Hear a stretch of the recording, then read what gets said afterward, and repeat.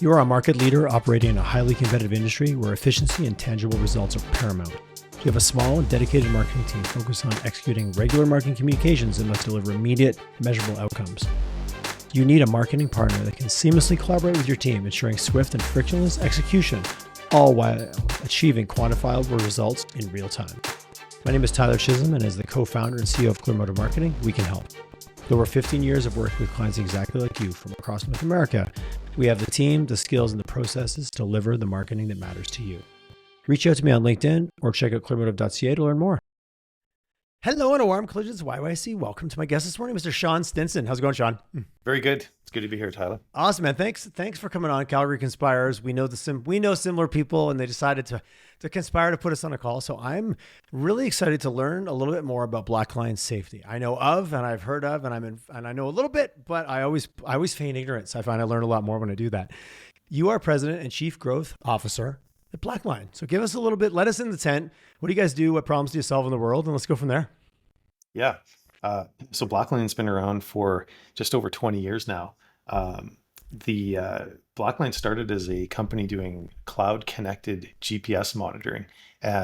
20 years ago, GPS wasn't as prevalent as it is now. So the company started out making things that tracked cars for consumers. They were sold in Future Shop at the time. Future Shop still existed. They were sold in London Drugs, and these were car trackers. And it was a really interesting market for the business. But about maybe 12 years ago, the company started to pivot into industrial safety.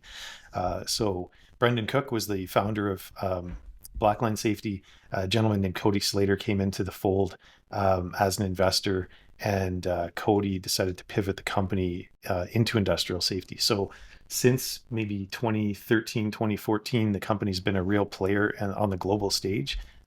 We started out making lone worker devices. So for people that work in industrial environments, anyone wearing coveralls or safety boots or a hard hat at work, that can become injured. What Blackline was doing was creating devices that are wearable devices that would call for help if they suffered an accident at work. And these are industrial grade products. So it's similar in principle to what you might see on TV, but these are hardened devices that work in every environment on multiple cell networks. Around 2017, we took another step again. We moved into the gas detection field. So we took what we had for connected safety and lone worker safety, and we added gas detection to it. And gas detection is a multiple $billion-a year market, portable gas detection. This is keeping people safe from atmospheric hazards like explosive gases, poisonous gases, toxic gases, oxygen deprivation. So things like carbon monoxide, hydrogen sulfide, methane can explode. So we moved into keeping people, protecting them from those hazards. And through the connected nature of the product, one of the things the product will do is effectively call for help. So it's all cloud connected. There's cellular radios in the devices that we make, and we're competing against products that really haven't changed in 30, 40 years. So the portable gas market was ripe for disruption. And when we took connected technology into it and allowed really fast reactive safety and proactive safety, looking at the data that comes from these devices, and allowing safety managers to keep better care of their workers by understanding the patterns of behavior, the patterns of usage. Why do some people get exposed to gas more than others? Why is it that in some types of infrastructure people are exposed to gases? Our products can find leaks in industrial infrastructure because there's now this network of people moving around a facility, and the units are detecting gas. So in terms of what problem do we solve, we keep people safe. We have saved lives from heart attacks, from catastrophic bodily harm, femoral arteries being cut, people falling off ladders, people being exposed to gas, explosions, fires, car accidents. So we really provide that rapid escalation of help to the right person at the right time. Wow, so many. I have 1,000 questions. Well, which one do I start with? You did mention earlier, because you're a Calgary-based company, just for everybody listening on the phone, but you mentioned very quickly a global opportunity and a global footprint. And I think that maybe ties into the reason this certain individual connected us was you've also reached in a milestone for the size of your company. So maybe just talk about where you guys have got to. Being Calgary, where's your reach? Are you literally truly global? And I think you've hit the $100 million kind of hurdle or high bar, if you will, in terms of growth, just to give people listening a context of like the scope and the scale of your organization. Yeah, absolutely. So Blackline today is just over 500 individuals. It's 500 people that are really, believe in this mission of bringing connected safety into this market. And we are engineers, we're manufacturers, we're marketers, we're finance professionals, salespeople, channel people. So we really built an entirely vertically integrated business that does everything from design and manufacture to international sales and marketing. And we take these products into, I think today we have product in, and we're a service provider as well. So this is a he SaaS solution. So it's devices you wear, but it's also the cloud native side of this. It's that all this data is coming to a cloud. So when I say product, I mean it's the entire ecosystem. We deliver that into over 70 countries right now. We've got employees, I think, in 40 countries. Like I said, a little over 500 people globally. There's about 350 in Calgary. This is our headquarters. We design and manufacture primarily in Calgary. And just this last year, our fiscal year end is October 31st. So for fiscal 2023, we closed at $100 million, and that was a big milestone for us. Congratulations! That's no joke. No, yeah, absolutely. It's and I think we are one of the unique stories in Calgary from a tech perspective. We have a really great team here. We are a high tech business, and a lot of us take a lot of pride that we've been able to build something like that here in Calgary. I love it. You fit perfectly into my sweet spot of like often the stories, and not saying your story isn't well told, but so often if you don't work directly or have an interaction with an organization, you just don't know that it exists. Like, oh, Calgary needs more of this or needs more of that. I'm like, well, let's not forget to celebrate the things that are here as well, right? While we have that dialogue.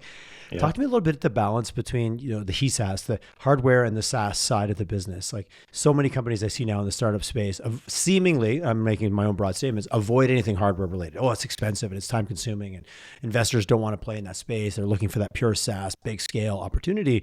But your business is both, is what I'm hearing loud and clear. Mm-hmm. Yeah, exactly. So HESAS, for people that haven't heard that before, that's hardware enabled software as a service. Other examples of HESAS are your cable box at home, like your Apple TV. You bought a piece of hardware and you are paying a subscription to Apple Plus or Disney Plus or whatever that's enabled through that hardware. Your cell phone is effectively hardware enabled SaaS. You buy a piece of hardware, but you're paying a service fee for that. And so it's a way of delivering value to people over time. From a business perspective, it is interesting. Like I guess this is maybe more for people that are in the tech community, entrepreneurs starting a company. If you get into hardware alone, there's a really high chance you become commoditized. If you are building hardware and you're building to a spec and 50 other people are building to that same spec, you can enter a price war. Becomes an arms race to the bottom, right? Exactly. So you need to find a way to differentiate yourself. And hardware differentiation can be tricky over the long term because people can easily copy what you're doing. Now, people can copy what we do as well. It's a bit harder because we have this combination of hardware and then value that is delivered largely through web the word software. Enabled, I think, is really I really hang it on that. One is enabling the power of the other, and together is the output, is the value proposition. It's not one or the other. The word enabled really resonated with me. Mm-hmm. Yeah, no, that's an absolutely true story. So from a business design perspective, I'd say if you have a hardware enabled SaaS play, you have more of a moat because especially in our industry, you can't do gas detection in the cloud. You need a piece of hardware on that person. We still live in the real world, everybody. Like we still we interact in physical, like it's still 3D, I love the conceptual idea of meta and all those things. But at the end of the day, people are working in environments that can kill them. Exactly. Just to be blunt. Yeah. So what we do in the market demands a premium. We have very high service margins. We've got a healthy business, and that's because we deliver a lot of value to our end users. What we do is technically very difficult.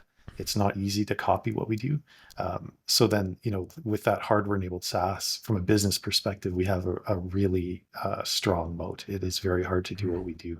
So, it is interesting because a lot of people, I think, they go directly into software because they think that hardware is a race to the bottom. But if you find a way where you can do both, you can have a really powerful business, because it is hard to do both at the same time. When you go back to some of the early days, and I appreciate, the company was on one track and there were some pivots. And I'm a professional creeper here. How long have you been at about 11 years, almost 10, 11 years? Yeah, it'll be 11 years in May. Yeah, we're all getting older, Sean. We're all getting older. I saw that cringe in your eye that the audience didn't get to see. Like, Tyler, don't bring up the 11 years, man. It makes me sound old. Any challenges in the early, has that always been part of the model? Like, you speak about it so clearly now, and it's always easy to look at someone who's arrived and go, oh, it's so obvious why they were successful. If we go back a little bit and kind of rewind, get in the old time machine, that hardware enabled concept of this is actually going to be the best strategy for us because our objective was to save people in these environments. We had no choice but to have both, or was it always as clear cut and an obvious win business strategy as it sounds like now, X amount of years later? Yeah, it was always, since I have been in the business, it's always been very clear. I'd say that clarity comes from two places. One, when I came into the business, Brendan had built a business that was selling these vehicle tracking devices, and that was back a to still devices, right? Devices. Yeah. So I came into an environment where that was kind of already the place. So that's one piece. We sort of already had this model that we were working with when we decided to go into safety. And it makes sense, when you're selling something that's cellularly connected, you have data costs, you have ongoing costs. And if you want to add value to the software, you need to find a way to monetize that over time. You can't just sort of sell hardware and then expect that hardware thing to fund your long-term software plan. So it's sort of a necessity when you're doing software. The other thing that really, I think, shaped my own passion for how I approached this business was that I mentioned Cody Slater, the CEO of our company, and he built the world's largest portable gas detection company before he was at Blackline. So there's a company called BW Technologies. They were the largest supplier in the world of portable gas detectors, and they were based in Calgary too. And I started working there in 2003 as an engineer. I was designing these gas detectors. And what I saw over time, the company was eventually acquired by Honeywell. But what happened over time was the street price of these gas detectors kept dropping. They became commoditized. And what ended up happening was the factory eventually was shut down in Calgary and moved to Mexico and China. Just to try to keep your costs down. Exactly. And so that commoditization, that dropping of street price, moved an industry out of Calgary. So when I came to Blackline, when I worked at Honeywell, that was a real personal kind of mission of myself, was to try to keep that factory in Calgary. There's a lot of people whose jobs depended on it. And I think it was a very good way for young people, including myself, to really learn how to run a business, because we had this fully integrated business there. So when I came to Blackline, it was really baked deeply into me that I was going to make sure that we could manufacture here. And the whole company's on board with that. That's not just a me thing. Everyone here buys into that. But to do that, you need to deliver value to your end customers. You need to hold your margins high enough that you can hold a manufacturing base here. And we also have a phenomenal operations team here. I mean, our cost of manufacture in Canada is on par with what we would be paying if we were manufacturing in China. I mean, I appreciate it. These aren't just nice to have. You still have to have a business case that makes sense, right? Absolutely. And you have to work hard to make that true. Absolutely. Yeah. I'm curious, and this is maybe just a random question. So much of, I hear, gas detection and as a potential customer, meaning the wearer, like the user, not because I'm assuming there's a customer layer at the corporate level, then there's a person out in the field who has this piece of gear hanging from them. Exactly. Knowing you're collecting a lot of data, and we're in that world now where people are so sensitive around that. Was there ever been an issue around just the story of hey, is this Big Brother? But is also Big Brother saving my life? It just feels like there's a bit of a twofold. As long as the data that's being collected is making my life better, I'm okay with it. And a few years ago, I don't think people necessarily had the optics, or certainly the PR, the media campaigns around, oh my God, who owns your data, where it's happening. Has that ever been something for you guys? Or has it always been so rooted in, no, we're actually saving your life first. The data comes second. I don't know. It's a random question popped in my mind. Oh, that's a very good question. I mean, that's definitely been, if I go back 10 years ago, and when I started the company was 30 people, and I started working here as a product manager. And part of what I was doing was trying to sell our solutions at the same time to understand if we had product market fit with the new safety things we were building. And so I'd be out in front of customers, and it was some of the things that were really hard conversations in the early days were, what is the cloud? Like, is it reliable? Can you send data to the cloud? How does this cloud work? And that's gone away now. So we don't have to talk about what the cloud is. It wasn't that long ago. They were like, what do you mean the cloud? Like, what are you talking about? Like we take it so second nature now, but it wasn't that many years ago that was not the dialogue. It's shifted quickly, really. But the privacy's always been and should be. I mean, that absolutely needs to be something that people care about and think about. And so privacy has always been on our customers' minds, and we take it very seriously. We take the security, the integrity, the privacy, the reliability, the integrity of our data extremely seriously. And so really early on here, what I realized was that I had to talk with clients about acceptable use policies. And so that's something that we worked with our clients on, was to say, look, as management, you're selecting this solution. You're trying to save lives. You're trying to make people feel more safe, not just be more safe. You're trying to make people feel more safe at work. And the people there has to be a contract here. Like, it's not a written contract, but there has to be an agreement that the employees will use these devices. And yes, there is location data in the device, because if someone has an accident, I need to be able to find you. You need to know where they are. Yeah, You can't do this without location data. But management absolutely has to commit to use that data responsibly. And so, we don't sell any of that data. Blackline will never sell our customers' data. That is not our business. Because you're stewarding, you're a steward of that data on behalf of the client ultimately at the end of the day, right? Exactly. So we hold that, but we don't do anything. We don't sell it. We don't monetize it in other ways. We hold that for the client so that they can do valuable things with it. But we also tell management, you need to talk about an acceptable use policy within your business. And with a lot of the first clients I worked with, I said, you really need to stand by this, that if someone misuses this data, you need to consider terminating that person. And so that's still what we talk about. And I think it's a lot easier now. It's like, that wasn't a revolutionary concept. It's not a revolutionary concept now. It kind of was back then, but it was a really important one. So we had these acceptable use policies. I remember Husky in Calgary here is one of our first clients. They were very forward thinking in terms of their safety programs. They're a part of Synovus now, and they still are very forward thinking. It's a phenomenal company to work with. And they adopted that acceptable use policy. They said to their employees, we absolutely guarantee that management will never misuse this data. And that was a very powerful statement from them. And we saw the effect that had. And so that's what we encourage all of our clients to do, is really to make sure that commitment exists inside their company. And, keep in mind that conversation was very different 4, 5, 6, like not that long, 10 years ago, it was a completely different conversation than today, when it's still more front of mind and the average individual goes, hey, wait a second, should I, I want to really dive down the product market fit sales relationship, but I also don't want to miss out on, we kind of skim by the 100 million. If I think of the last just 10 years, because we're picking a timeline, how lumpy was that? Or like, just talk to us a little bit of that scale. Cause like it's so hey, we're there, high five. Awesome. Yes. Didn't happen by accident, and probably didn't happen all at once, happened slowly. Thinking about the journey of even 10 or 15, or kind of back from you first joining the organization, how did that look? Was it bumpy? Was it pretty? Can I look at the graph and go, yeah, okay, that's making sense that we were, did you start forecasting that out a couple of years ago? Just talk to me a little bit for the people going, yeah, that's awesome, but how did you get there? Like, give us some nuggets. Yeah. There's this like saying in one of Jim Collins's books that a successful business is like this merry-go-round. It's spinning with a lot of momentum. It's moving, but you kind of forget that it took a lot of hands on the side of that merry-go-round to get that thing spinning up. And we're no different. I think the company was $2 million a year when I came into it, and you're building everything from scratch. Like, it's a daily grind for people that have never kind of, I guess, when did it stop being a startup? I always joke about that. Is that a mindset, or is that a dollar number? Is that what is that actually?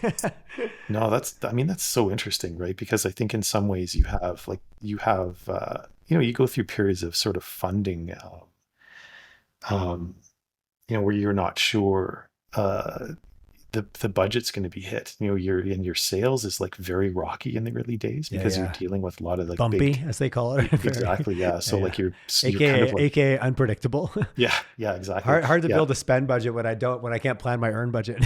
Yeah. So you definitely go through those phases, so you have all these moments of where you don't really know what's going to happen. And, of course, in the early days, everything feels more chaotic because you're building everything all at the same time. You're building a product, you're building teams, you're building marketing techniques. You're changing the engine while the plane is flying. Absolutely. I do use that one frequently because it seems to work. Yeah, but it's a true story. I mean, it's like, if you think of it as a car, you're modifying every component of that car while you're trying to fly down the road. The rubber on the tire, the rims, the roof. I just happened to get sucked into the NASCAR series. They still stop for 9.5 seconds. Like the car is not moving while they do all the change ups. Like it's not just rolling by, which in a corporate environment, it never actually pulls in, let alone for I think that's the opening line. A good, NASCAR pit stop's 9.5 seconds, but it still stops, right? For that 9.5 seconds. Companies, unfortunately, if you stop, you're going backwards. No, it's true. You can't stop. And so I think that's like, again, I guess this is more maybe a statement for people that are starting their companies or thinking of starting a company. Like it is a grind. You will be working very hard. You will be working on everything. You're going to be context switching every 30 minutes. You're going to be completely switching gears. You might be looking at a electrical problem on a product in one 30-minute period, and then the next 30-minute period you're talking about how the messaging might be different in Brazil versus the Permian Basin in Texas. So you're all over the place, and you have to be good with that if you're going to lead the company and grow it. I just even looking again, creeping on your LinkedIn, connected safety portfolio, data science, customer and employee experience, client success.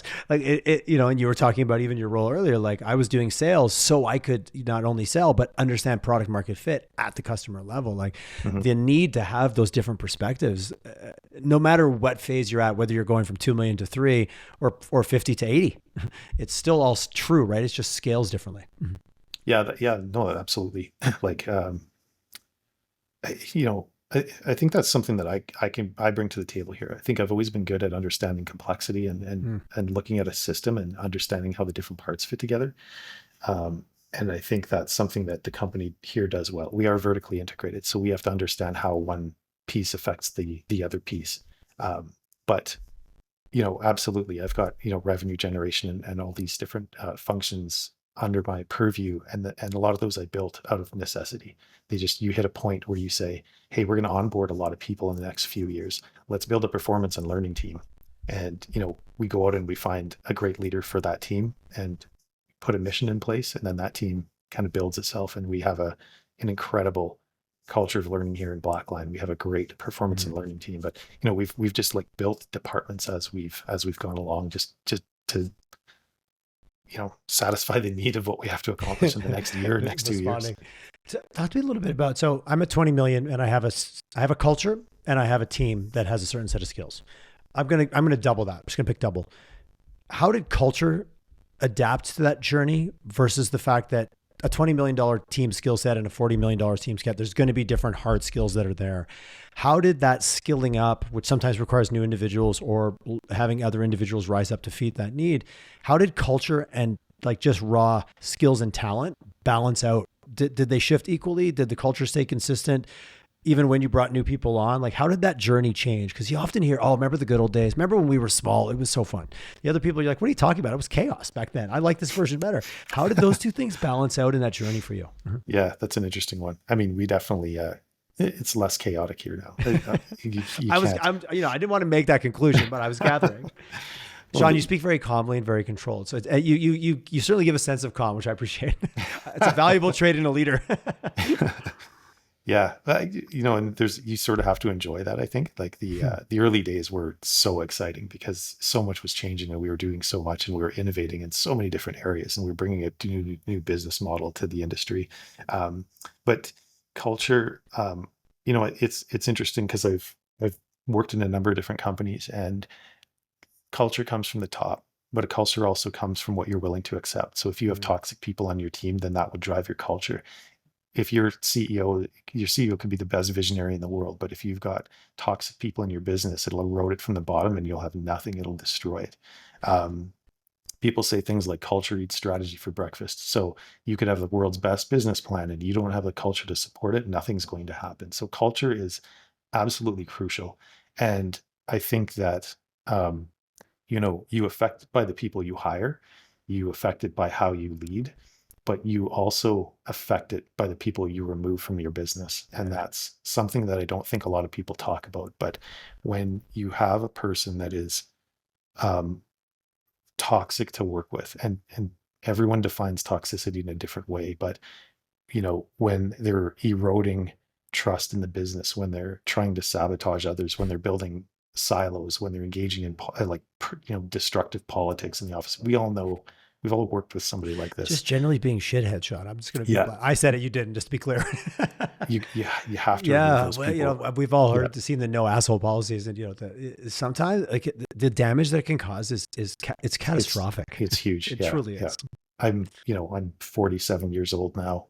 I've lived through this stuff, and I think a lot of people sort of look at it as a hypothesis, like, well, when I'm in charge, like, this is what I won't tolerate. And it really is true. One bad apple will spoil the bunch. And so, getting back to the question about culture, though, that really does come from the top here. Cody's an innovative guy. He's a risk taker. We don't flame people for making mistakes here. We are hard driving. We're trying to get to a quality output. We work together really well.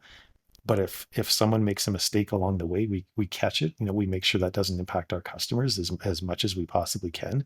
But it's, you've got to have that trusting environment. When you're in an innovative environment, you have to have trust, and you have to be willing to try new things. So that comes from the top.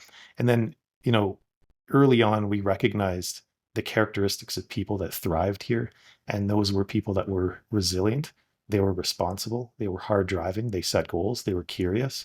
And they were trying to find mastery in what they were doing.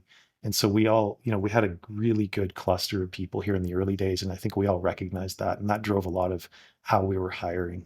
And then the more mature we got, the more we sort of codified that. We didn't start to talk about corporate values until maybe three or 4 years ago.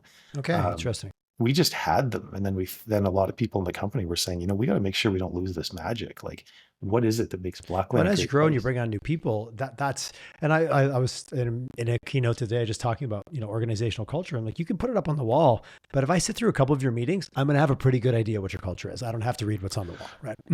Absolutely. Culture is the way you make decisions. It's how you prioritize things. So if as a company, you decide to prioritize profit over the customer experience, if you do that, if that comes from the top, then that's what your culture will become. If you prioritize adhering to process over doing what's actually right for your customer, you will end up with a bureaucratic environment.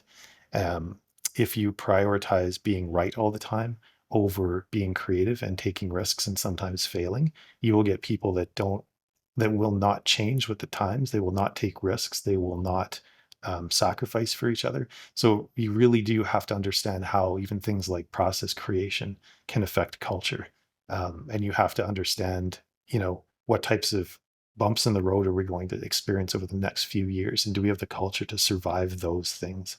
Because it's not process that makes you survive the bad times. It's the culture. It's who you have in the company. So you have to really understand how does that culture attract and retain people, and how will those people weather the storm? How do you balance? This is a tough one. It's a very conceptual question. Balance like you said, it's also about who you take. It's who you put on the bus, but it's who you ask to get off the bus too. And you kind of touched on that. You're right. That's not as fancy, and it's a little harder, and nobody likes to talk about it. Mm-hmm. But on that side of things, like, I guess the difference between like coaching someone up and seeing that they can get there, and that, hey, I came from another place and it was bureaucratic. Oh, wow. I saw, I have this operating model I didn't even realize, but they could be still very talented and very high value to the organization, versus I see that this is just who you are. That's not wrong, but it's not who we are. So you're going to have to go. How do you balance that? Because it sounds great to say on a podcast, but in real life, it's tricky as hell. It is tricky. And I don't have an equation for that yet. I don't, how As we much do as the that. engineer in you would like to have one, Sean. Yeah. Let me pull you out my people are weird calculator and I'll tell you what I think about that. Yeah. Here's an Excel spreadsheet. Let's Yeah, figure right. it I out. got you. No, I mean, I think that's just like, I think that's done by having wise, talented managers and talking about it and learning from each other. You know, you do have to talk about it because that's how you learn from each Talking other. about it, not burying it. Yes. You can't fix the Yeah. secret and all those jokes. Yeah. Yeah, exactly. And it's like, you know, being open with where you've maybe had a miss, you know, when you aren't sure of something, like talking to a peer about it. And, you know, that even requires a lot of trust. Like, I think in a lot of cultures, like managers won't go to talk to a different person because then they might look weak. And so, you know, you really have to create that safety net where people can just talk about things without fear of judgment. I love it. Psychological safety, but you go back to just good old Patrick Lencioni. Trust is at the base of the pyramid. If you don't get trust, you don't get high performance. It's just they don't. Like one is the foundation for the other, period. I don't think you can overcomplicate that, but it is true over and over and over again. That is absolutely true. Yeah, that is an absolute law. Yeah, absolutely. It's not a philosophy. It's not a concept. It's a law. Yeah. Thinking about, okay, 100 million, that was October. You guys are clearly rocking it. From a market perspective, global reach, you've got the country, you've got the bandwidth. How's that revenue? Like, was it slowly, then all of a sudden, and not to map out a graph? If we had a graph, we could get the last 10 years. But now, is it easier to grow to 200 million from 100 than it was from 2 to 100? And maybe that's a weird question. Is it easier to go from 50 to 100 than it is to 100 to 150? Yeah, let's scale it up a little bit to make that question. Because 2 million to 50 million is a whole other bag of tricks, right? Yeah. It's funny to use the word easy in these things. You can choose to not participate based on, Tyler, let's reframe the question. Yeah. No, challenges, difficulties. What do you see, I guess, when you look to the road ahead? Yeah, the challenges are different. I mean, in the early days, what you're faced with is, you know, do we have product market fit? Do we understand the customer? Do we understand their willingness to pay? Do we know how to reach our clients? You know, some products you're selling $5,000 at a time and you're trying to support a business with a payroll of X million dollars. And so, like, how efficiently can you access those deals? If you're going after $5,000 at a time, you have to be very efficient how you chase that.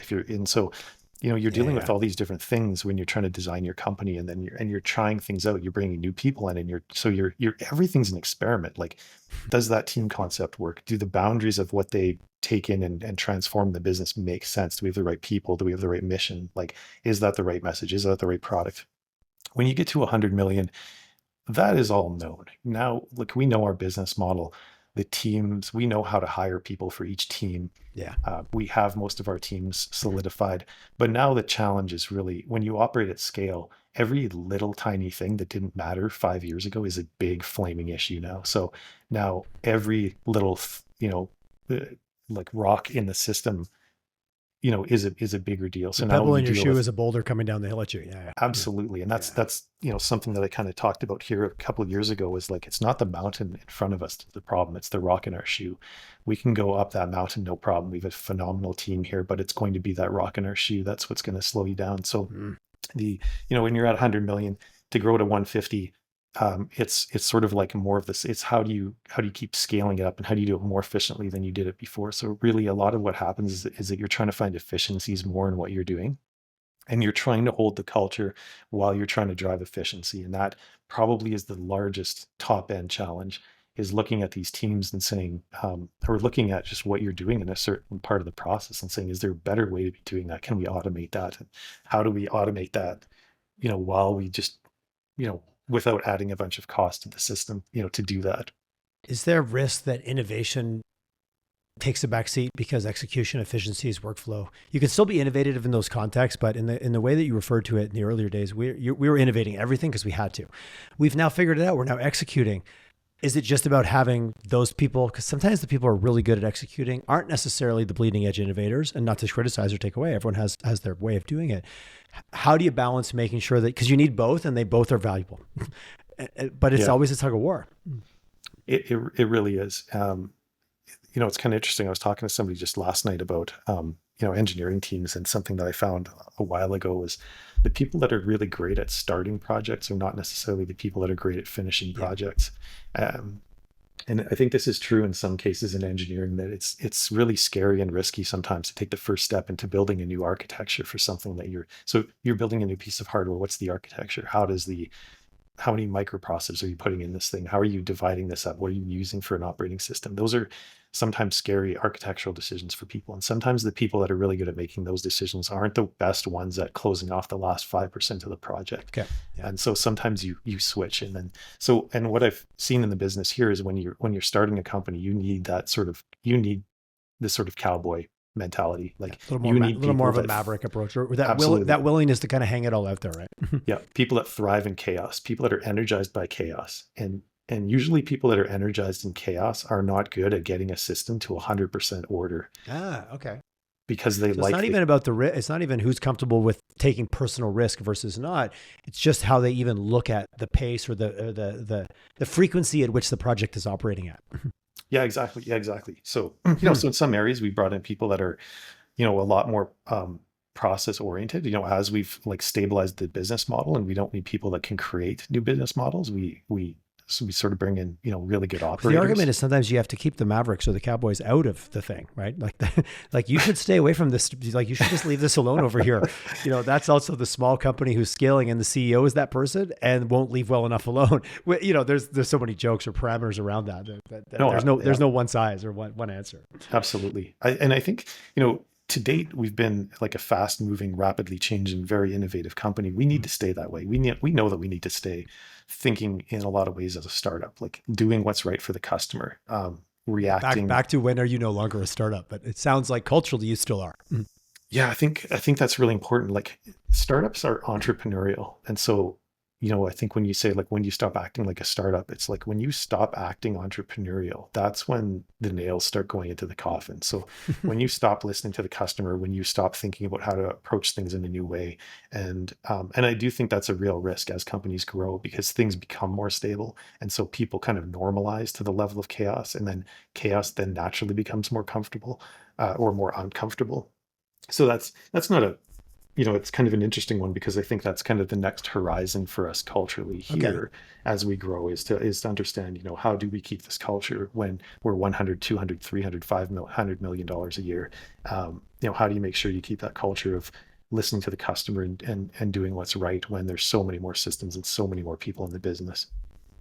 It's exciting. It sounds overwhelmingly energizing all at the same time. Mm-hmm. Yeah, like I said, you asked about what's different when you're small and when you're big. Like there's no shortage of challenges. My days are just as busy as they've always been, but I'm like looking at different things. We're all kind of solving different problems. But that's important to keep that drive, keep that hunger, keep looking for something that you can do better. And don't ever think that you've made it. Don't ever think like, oh, we're good now.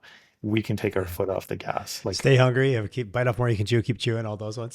Yeah. Talk to me a little bit, even yourself, as a concept that I learned years ago, which I really love, was the concept of time span. Like the ability to look how far in the future, typically goes up with leadership. At the beginning, I can be a product expert, but I'm looking at the thing right in front of me.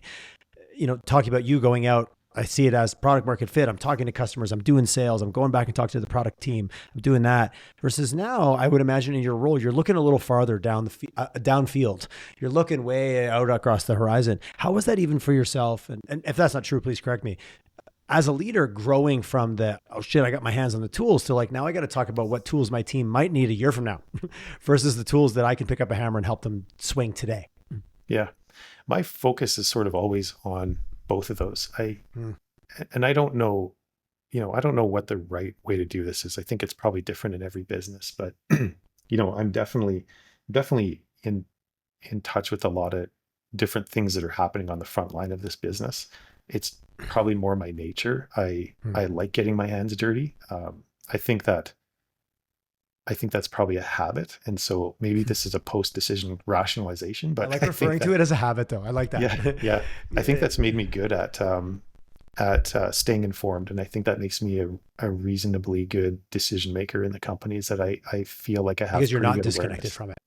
Yeah, exactly. I think that when management gets really disconnected from the front line of the business, they just start making bad decisions. And I don't think that's not that they're evil people. It's like you just you can only make a decision if you have good data and good information. I was going to say it's a good decision based on the information you have, but that information you have might be incomplete. But you're not treating it as complete. You're treating it as truth. That's the danger zone. Because then you make bad decisions very confidently. No, absolutely. You're absolutely right. So I think being immersed in it, so you can, like, we still make decisions with our gut, and the gut is really a computer that acts on all sorts of random, seemingly disconnected pieces of information that you take in. So the more you can take in, like, the full color of that information, I think the more it makes you a better decision maker across the board. So, that's definitely something I've done. So now, it sounds like I'm getting off topic here, but my point with all of that is that I'm always working with short-term decisions, and I'm always looking at long-term decisions, and I look at the long-term based on what I'm seeing in the short term. So what that means is, if I'm hearing that we have a certain type of problem and it's happening every single week, then I can say, all right, then there's a certain value in solving that problem. And it might take us 2 years to address that. That might be a 2-year product, but here's how I'm seeing this fit. And so I think that makes, I do point to that. I don't want to talk about me. I think that habit would make anybody, a good long-term decision maker. There's a real interesting thing I read by Sergey Brin. He's one of the founders of Google, and he talks about architecture being the mastery of the smallest detail. And what was really cool was him talking about how this is a couple of years ago. I don't know if this is still current, but a couple of years ago when I read this, he was saying that the core of Google search engine was still running on microprocessors, and a lot of it was written in assembly code. And so you talk about architecture, and I think a lot of people that are in business or architecture, they picture the building from the top down, but it's like you really do have to, at least in the tech world, you really do have to understand the small details and how they grow up. I don't think you can ignore that. And so being in the details sometimes make you a better architect. And so I think having a long-term vision requires that tactical understanding of what's happening, on the field today. So every day I'm thinking about, what do I have to do by the end of the day? What's this small detail? What's happening over here? But I'm also thinking about it now. How does that inform our 3 to 5 year plan? And, do we have to do anything, different? The advantage that you have of being versus an individual who's just focusing on the day-to-day, which is very important. You have that one eye on the horizon, one eye on the now. I like that. I'm working on today, but I'm thinking about tomorrow simultaneously, which sometimes can be a challenge because it's almost two different, concepts, mind skills. However, I don't even know how to define it, but they sometimes don't hang out together. Yeah, I think that's true. I mean, I think the future is so abstract. Today it's concrete. Here's a real problem I have to solve today. That's concrete. And sometimes moving that to abstract is something that people can struggle with. But the more you practice that, the easier it becomes. So I do think that those are. This is not rocket science, right? If you work in a factory, people say, go down to the factory, go and see. I can't remember what the Japanese word in lean is. Maybe it's gamba, but it's go and see is what it means. And so if you're trying to solve a problem, don't do it from your office. Get down on the factory floor, walk around, see what people are doing, and then solve the problem. Don't try to do it without, really immerse yourself in the data first. There's so many good stories and case studies about problems that were solved, but no one was having it. Yeah. Wow, man, we made this huge corporate change. It's amazing. But everyone's like, I don't even what? I don't understand. This is not what we were actually, but I still, this thing still doesn't line up with this thing over here, but we solved this big initiative. And you're right. I believe it. I appreciate it's not rocket science in terms of a concept, but it seems often we can struggle as organizations to execute on it. So there's still that gap there of it's not a complex idea, but yet we still struggle sometimes. We get disconnected and our biases take over. Yeah, that's true. I mean, you read a business textbook and it seemingly has everything you need to know in there, but it all comes down to execution. It's almost like there's a bunch of messy humans involved, Sean, and we get in the way of maybe anyways, that's a whole other, I love being human and I love its messiness, but you're right. If it was just about read a business book, you pretty much should have it at that point, right? Because they're all kind of regurgitated versions of similar concepts, to be blunt. Yeah. Devil's in the details. Yeah, it is. And so for you, just staying, obviously I can hear the excitement in the business, but just, back to the personal side, are you constantly skilling up? Is this something where you're, going and attending the next a cool conference just to find out what's happening? How much and how important is it for leaders also like yourself, that because the business can suck up all your time, in reality, but going out there and getting exposed and always, like you said, having enough of an understanding of what's going on so that you can be valuable in those conversations. How much time and energy and how much do you dedicate to that? Because it can get pushed to the side. Yeah. This is probably a bad habit, but This is where Sean shares the truth. I read a lot at home, so I don't do a lot of learning on company time, and I don't recommend this for people. Like there's this sort of, I'm not saying that dedicate your whole life to work, but I'm a very curious person, and so I end up reading a lot just at home about a lot of different things. And I think for me, what I found is that, when I read about a different industry, that seems to be the most powerful. Like I can think through most problems at work. I don't, frankly, I don't get stumped on a lot of things like that are straight line problems at work. But then you say, well, what am I missing out on? And I don't do a lot of like formal, like I haven't signed up in a course in 5 years, which again, like that's probably a bad thing. I'm not saying maybe not. There's so much information out there if you're actively pursuing it and a bit of a consumer of lots of information, which I think maybe you and I share that. Sometimes I'm like, I got to really find something to blow me away to go to a course because I got access to so much stuff that's just filling me up. I'm filling my cup, if you will. Yeah, it's true. Yeah, I still do a bit of like I just like hop on something at night. I'll Google something that I don't know about, and I'll kind of go on. I think it's called going down the rabbit hole. yeah, that's definitely it. Yeah, it's probably yeah. No, I do a lot of that, and I think just curious. I think that's kind of table stakes in any role to be like in the world we live in. It's changing so quickly that curiosity, and I'm a huge avid of curiosity, as you know. I've kind of built a bit of my brand on it. I can easily judge something and close that door. I can be curious and, sometimes be surprised with what I learn. And that's my own bias towards it, but I'm hearing a little bit of that coming back from you. Mm-hmm. Oh, for sure. I think you got to be open, right? I mean, that's one of the 5 kind of key traits they talk about in people is like, be open to new experience. And so like, go find something, like go read something that you don't know about. And like, you might not find a use for that, but 5 years down the road, you might run into a problem where you say like, wow, this is actually exactly the same as this thing I read on this biological system or whatever. Conception, the ability to inspire around a concept and go, oh, why would you read about that? It's unrelated. It's like, yeah, but stuff and things like there's often, I think, getting too focused on your own knitting can lead to some limited perspectives. Yeah. Well, I mean, I think that's where people talk about diversity of thought, but your own diversity of thought is affected by how curious you are. So if you're not curious, then you will not have diversity of thought. And what means is then you can be wiped out by one issue. This is, the diversity of a species is determined by, the survival of a species is determined by its genetic diversity.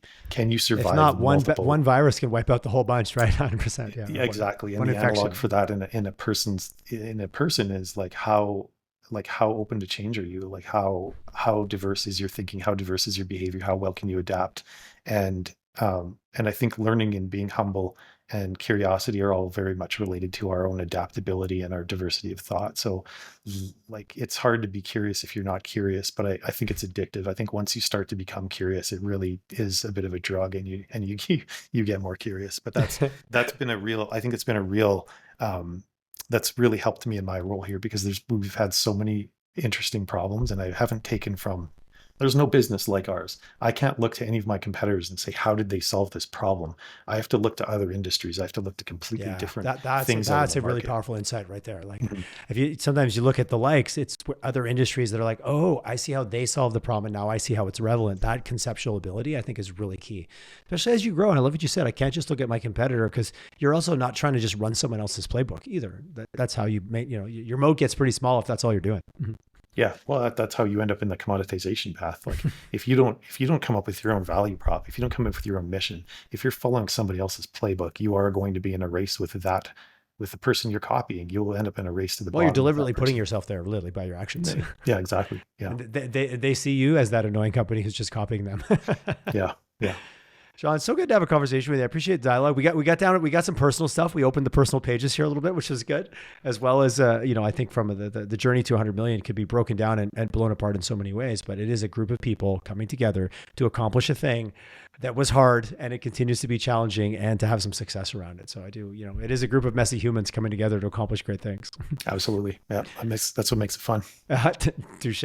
What's the best way if someone wants to reach out? Are you a LinkedIn guy? There's a million ways. What smoke signals, carrier pigeons? What's the best way if someone wants to get a hold of you? LinkedIn is probably the easiest. Yes. I'm on LinkedIn.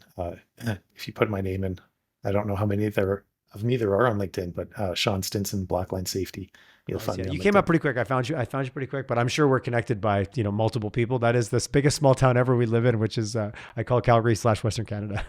Yeah. Especially to the tech community. It's a very tight tech community here. Yeah, which I do. I still think we still have some small town superpowers, that ability to support each other and to ability to collaborate. And there just seems to be a willingness here that I think is a little better. I'm going to stick, that's my story anyways.